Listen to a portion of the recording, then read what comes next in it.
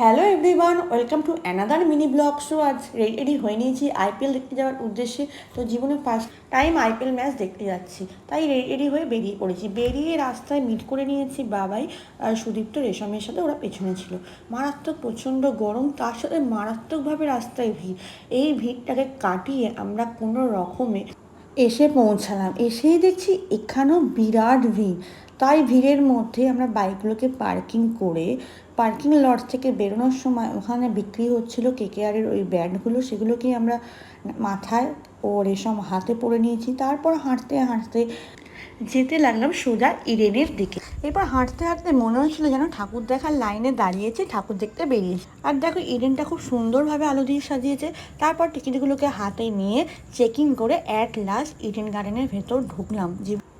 এরপর আমরা ভেতরে ঢুকে নিজেরা সিট খুঁজছিলাম। তো আজকের ভিডিওটা এইটুকু, বাকিটা নেক্সট পার্ট দেখার জন্য অপেক্ষা করো।